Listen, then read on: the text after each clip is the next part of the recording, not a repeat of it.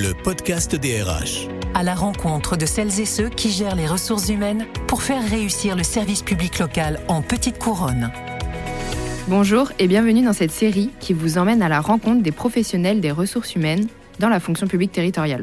Découvrez avec nous leur quotidien au cœur de la petite couronne d'Île-de-France. Vous disiez, vous avez une ferme dans le Lyon. C'est la ferme des Frémis. Et donc, je suis devenu responsable d'exploitation agricole, puisqu'on a 2 maraîchers. Et donc, on produit des légumes bio pour toutes les crèches de nos villes. Et quand on a du surplus, on le distribue dans notre CCAS, à la cohésion sociale. Et quand on a encore du surplus sur le surplus, on donne les cagettes de tomates et de légumes aux agents. Ouais. Encore un métier de plus. Ouais. Dans ce nouvel épisode, nous partons à la rencontre de Steve Krief, le directeur des ressources humaines de la ville de Villejuif, une commune urbaine en pleine expansion.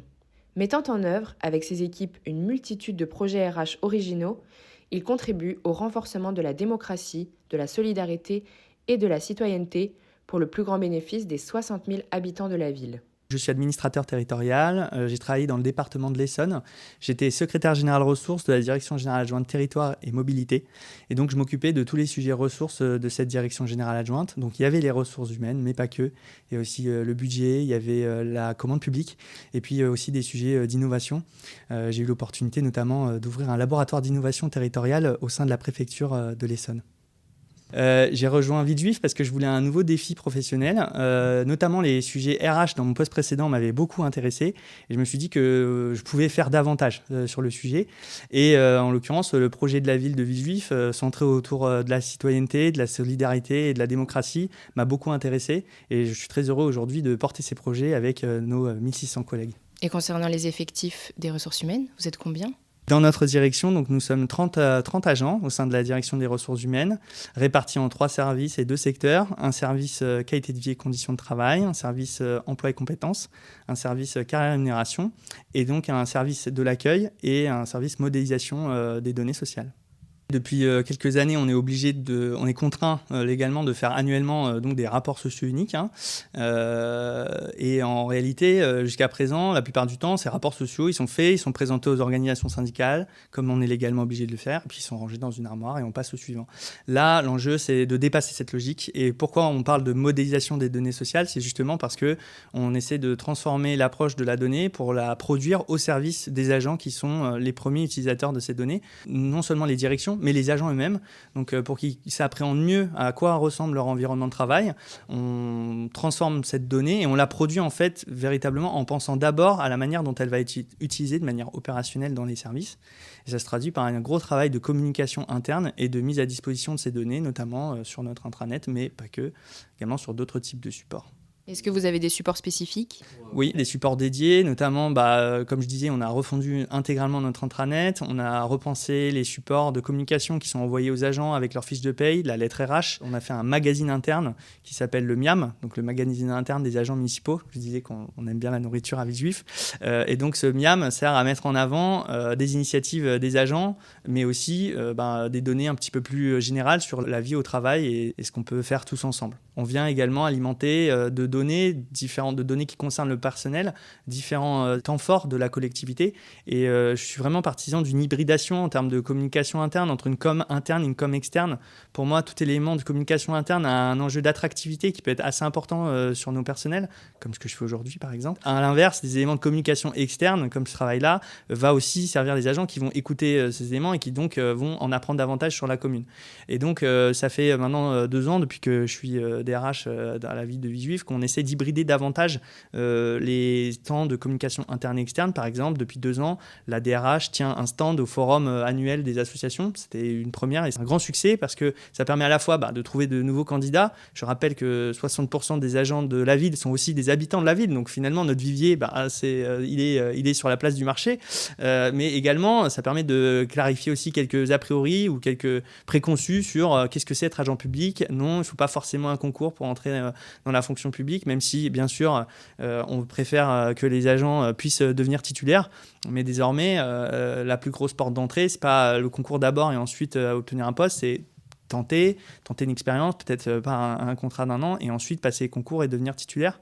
Et ça a permis aussi d'avoir des échanges très variés. Et on doublonne maintenant des dispositifs de communication externe avec de l'interne. Donc là, cette année, on fait un prix des lecteurs pour les agents. Donc la ville de Villejuif, historiquement, tient un prix des lecteurs pour son public. Et là, on en a fait un prisme agent. Et de la même manière, pour la journée de lutte contre les violences faites aux femmes, la ville de Villejuif, dans les 2 dernières années, a inauguré un lieu d'accueil pour les femmes victimes de violences. Je ne vous dirai pas son adresse parce que le but, c'est justement de le tenir secret. Mais on a doublonné ce travail-là par une campagne interne qui a été financée par le Fonds de l'égalité professionnelle de la DGFP et par des clips, des supports de communication qui ont été présentés le 26 novembre dernier et qui ont été construits intégralement par et pour les agents. Vous en avez déjà cité, mais quels sont les grands enjeux RH d'actualité dans votre collectivité ? Est-ce que vous en avez d'autres que vous avez déjà un peu cités ? Oui, on a des enjeux RH importants. L'actualité politique du moment me force à évoquer la question budgétaire. Enfin, je ne pourrais pas passer à côté. Là, on est en pleine construction du processus budgétaire. Ça va être un enjeu RH de l'année, clairement. Et puis, il y a d'autres enjeux. J'en ai déjà parlé, l'accompagnement des agents. Pour nous, c'est un enjeu très fort. Aller vers les agents, c'est pas pour rien que la DRH de Villejuif a un accueil physique où tous les agents peuvent se présenter à toute heure de la journée, sauf le jeudi après-midi, pour venir échanger de leurs problématiques. Et puis, on a d'autres sujets. On parlait plutôt de la question du traitement de la donnée. On a fait quelques expérimentations en matière de mise en œuvre de l'intelligence artificielle dans nos processus de travail, des expérimentations qui sont de vraies réussites, notamment dans la rédaction de nos annonces. Toutes les annonces que vous pouvez voir aujourd'hui sur le site de villejuif.fr sont rédigées à l'aide d'un dispositif d'intelligence artificielle sur la base des fiches de poste qu'on publiait avant telles quelles. Étant donné qu'elles étaient publiques, on s'est dit qu'il n'y avait pas trop d'enjeux à les utiliser pour les faire passer à la moulinette de l'IA afin de produire des annonces qui soient plus engageantes et on a des résultats très concrets. Et puis, je pense qu'un autre enjeu RH qu'on va avoir l'année prochaine, c'est celui de l'accompagnement managérial. La ville de Villejuif déploie des nouveaux projets assez innovants, notamment l'achat d'une ferme municipale dans Lyon ou encore l'inauguration d'un nouveau centre municipal de santé. Et toutes ces initiatives municipales, ça implique aussi de travailler ensemble pour faire en sorte que tous ces agents aux métiers très variés se connaissent, se comprennent et dialoguent avec un langage commun. Et ça implique donc l'organisation notamment de séminaires. En octobre dernier, on a organisé justement dans notre ferme de Tanner-en-Puisé dans Lyon un séminaire à destination de tous les encadrants de la collectivité. On l'a fait en 2 fois parce que c'était 2 bus de 90 personnes à chaque fois. Donc sur place à Tanner, on a pu construire ensemble des temps de cohésion. Et ça, c'est quelque chose qu'on doit absolument continuer dans les années à venir. Quelles ressources utiles trouvez-vous auprès du CIG ? Alors, le CIG il nous apporte beaucoup de choses. Pour les prendre par différents services en matière de qualité de vie et conditions de travail, on fait souvent appel aux prestations du CIG, notamment lorsqu'on doit accompagner des pratiques. Les ergonomes, les psychologues du CIG nous ont déjà accompagnés, notamment dans différents services de la ville. On fait également appel au contrat de groupe du CIG pour notre mutuelle et à partir de janvier pour notre prévoyance, donc un nouveau droit en matière d'action sociale qu'on va offrir à tous les agents. Du côté de la carrière, moi j'incite souvent les collègues à aller lire les fiches du BIP, les fiches thématiques créées par le CIG parce que statutairement nul ne peut connaître le statut. Enfin, j'essaie de rassurer les collègues, il n'y a plus aujourd'hui, à mon sens, d'experts RH, il n'y a que des apprenants. Tous les 6 mois, les textes changent du tout au tout. Donc l'enjeu, c'est justement d'avoir une bonne veille et heureusement, le CIG nous accompagne là-dessus. Et quand on a un pépin, SVP statut. On n'hésite pas à faire recours aux collègues du CIG sur ce point. Je dirais malheureusement, on sollicite beaucoup le CIG pour bien sûr l'organisation de nos conseils de discipline. Je dis malheureusement parce que je souhaiterais n'en faire aucun et malheureusement j'en ai quelques-uns. Et puis je pense qu'on sollicite aussi beaucoup le CIG dans son offre de formation, notamment lorsqu'il organise des rencontres statutaires ou encore des formations pour nos collègues emploi et compétences. Je pense à une qui s'est tenue, je crois, cette semaine sur la question des déclarations de vacances d'emploi. C'est très précieux d'avoir justement une structure qui permet de nous donner ce cadre et de ne pas être seul face à la forêt législative et réglementaire qui nous attend lorsqu'on a des situations compliquées en matière d'embauche, de cas particuliers ou de maladies, ce genre de choses. C'est ce qui me vient en tête, mais je suis sûr qu'il y a encore plein d'autres services du CIG qu'on utilise tous les jours. Et pour vous, être DRH, ça consiste en quoi ? Est-ce qu'il y a quelque chose dont vous êtes fier dans votre fonction ? C'est difficile de répondre à la question d'une seule phrase, parce que être DRH, ça veut dire beaucoup de choses. D'une réunion à l'autre, on passe de sujets très techniques à des sujets très humains. Enfin, on traite des situations individuelles tous les jours et ensuite on passe à du collectif. On est sur des sujets très concrets de mobilier et puis ensuite on passe sur des enjeux stratégiques à 15 ans. C'est ça aussi qui fait la richesse du métier, c'est ça qui me plaît. Et moi, ce qui me rend fier aujourd'hui d'être DRH, c'est d'être DRH d'une collectivité territoriale. C'est de faire la preuve, par exemple, qu'on peut déployer des politiques publiques et travailler avec des agents publics, des fonctionnaires qui font un travail de qualité, qui se mesurent à la satisfaction de nos citoyens, qui se mesurent aussi à l'augmentation dans nos services publics. Les taux de fréquentation dans nos centres de loisirs sont en hausse continue depuis 5 ans. On a rouvert des écoles, on ouvre des services publics. Vendredi prochain, on inaugure un centre municipal de santé. Pour nous, tout ça, dans le contexte actuel qui nous incite à la déprime et à la morosité, c'est quelque chose qui me rend hyper fier et je suis fier de pouvoir porter aux côtés de tous les collègues et de permettre que ce que je considère être des réussites se fassent au quotidien. Et est-ce que vous avez des activités en dehors de votre travail ?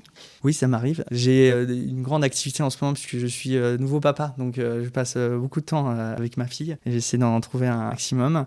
Et puis, également, je suis grand consommateur de médias. Donc, que ce soit de jeux vidéo, des séries et puis, des formations professionnelles. J'aime bien toutes les séries qui ont un petit aspect...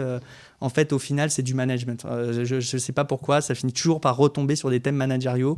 Donc, si j'ai un conseil à donner à ceux qui écoutent, ce serait peut-être de regarder la série New Amsterdam, qui suit un nouveau patron du dernier hôpital public de New York. Et donc, il prend les rênes dans une situation catastrophique. D'épisode en épisode, tout va mal. Mais à chaque fois, par le soutien, par la solidarité collective, ils arrivent à sortir par le haut, malgré le fait que tous les dés sont pipés contre eux à chaque fois. Moi, ça me plaît beaucoup. Parfois, ça remet un peu de stress, ça renvoie un peu au travail. Mais c'est vraiment une série que je conseille et pas du tout un exemple à suivre. Mais en tout cas, il est plus accompagnant de ses collègues. Est-ce que vous avez une devise ?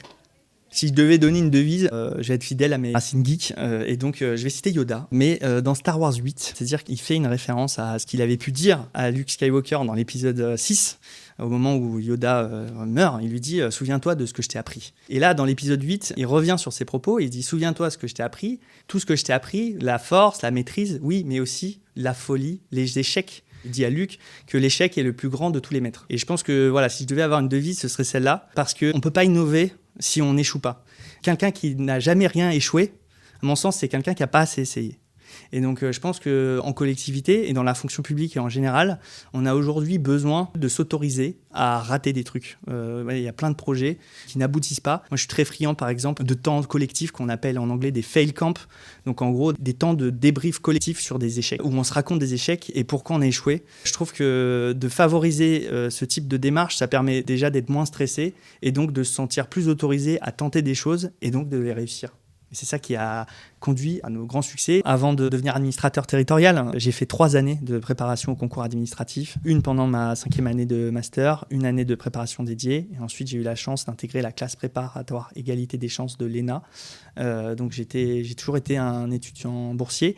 Je suis dans la fonction publique aussi parce que la France m'a tout donné, culturellement parlant. Et du coup, je voulais rendre non seulement les bourses que j'avais touchées, mais aussi tout le bagage culturel qu'on m'a donné. On m'a permis, par exemple, d'aller en 3e année, puisque j'ai fait Sciences Po avant de préparer les concours administratifs, au Massachusetts Institute of Technology pendant 1 an en échange. Et j'ai été subventionné par la ville de Paris, par la région, par le département. Et ça, c'est quelque chose de très précieux. Pourquoi 3 années de préparation au concours administratif ? Parce que j'en ai raté beaucoup. C'est-à-dire que j'ai préparé avant d'être admis à l'INET et également attaché des administrations parisiennes. J'ai passé 7 concours administratifs, 7 concours auxquels je n'ai pas été admis. Et s'il y a du coup quelque chose à retenir de cette expérience, c'est qu'il ne faut pas lâcher. Donc j'en profite pour le dire aux agents de la ville, mais aux agents de toutes les collectivités. Aujourd'hui, passer les concours, c'est gratuit. Ça ne coûte rien de passer les concours, sauf une journée de son temps ou parfois une semaine quand c'est des concours de catégorie A pour certains. Donc allez-y. Et à force d'essais, on finit par y arriver. Et après, on s'amuse bien. Donc voilà, si j'avais un exemple d'échec à partager, ce serait celui-là. Si quand même, je peux pas vous laisser partir sans dire un dernier mot, c'est-à-dire postuler à la ville de Villejuif. On a des offres d'emploi qui sont en ligne. Peut-être que si ce discours vous a enthousiasmé et que vous partagez cette envie de faire des belles choses pour les habitants de la ville, toutes nos offres d'emploi sont consultables sur notre site internet. Et bien voilà, nous en savons plus sur les enjeux RH de la ville de Villejuif. Un grand merci à Steve Krief pour son accueil et sa disponibilité. Merci à vous de nous avoir écoutés. On se donne rendez-vous prochainement pour un nouvel épisode. Écoutez, c'était un plaisir. J'étais très heureux de pouvoir échanger avec vous. Merci beaucoup. Retrouvez le podcast DRH sur toutes vos plateformes d'écoute préférées. N'hésitez pas à partager, liker et commenter cette série.